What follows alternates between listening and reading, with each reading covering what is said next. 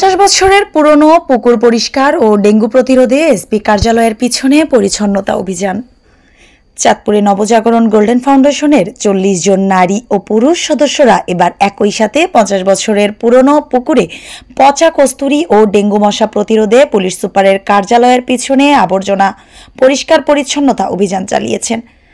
ঐক্য, শান্তি, সম্প্রীতি, মেনে চলব রীতিনীতি, এই স্লোগানকে ধারণ করে চাঁদপুরের স্বেচ্ছাসেবী সংগঠন নবজাগরণ গোল্ডেন ফাউন্ডেশনের আয়োজনে পরিচ্ছন্নতা অভিযানের অংশ হিসেবে চাঁদপুর জেলা পুলিশ সুপার কার্যালয় সংলগ্নে পরিচ্ছন্নতা অভিযান চালানো হয়।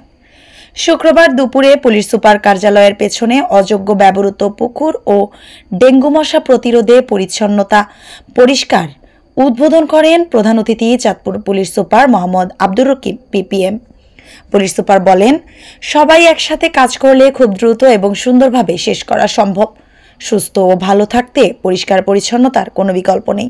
স্বেচ্ছাসেবী সংগঠন নবজাগরণ গোল্ডেন ফাউন্ডেশনের সদস্যরা পরিষ্কার পরিচ্ছন্ন অভিযান শুরু করেছে। পরিষ্কার পরিচ্ছন্ন থেকে আমরা রোগ প্রতিরোধ করে সুস্থ থাকার প্রত্যয়ে পরিষ্কার পরিচ্ছন্ন অভিযানে অংশ নিয়েছেন অংশগ্রহণকারী শিক্ষার্থীরা। পুলিশ সুপার বলেন, যত্রতত্র ময়লা আবর্জনা ফেলা হচ্ছে কিনা নিয়মিত তদারকি এবং ব্যবহারকারীদের জন্য ময়লার পাত্র সরবরাহ করতে হবে। যত্রতত্র ময়লা আবর্জনা ফেলা বন্ধে এটা আমাদের প্রথম পদক্ষেপ। মানুষের শারীরিক ও মানসিক সুস্থতার প্রধান এবং প্রথম শর্ত হচ্ছে পরিষ্কার পরিচ্ছন্নতা। তা সত্ত্বেও আমরা প্রতিনিয়ত প্রয়োজনে অপ্রয়োজনে আমাদের এই সুন্দর পৃথিবীকে ক্রমশ অপরিচ্ছন্ন করে তুলছি। একটি সুন্দর এবং পরিচ্ছন্ন পরিবেশ সৃষ্টিতে আমাদের সকলকে ঐক্যবদ্ধভাবে কাজ করতে হবে।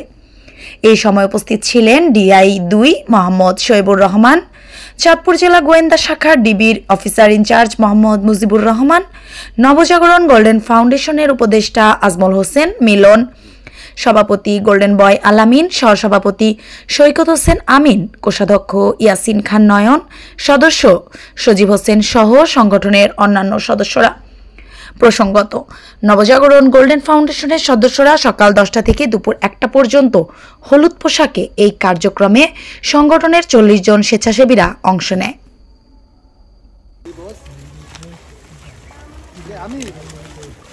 ভাই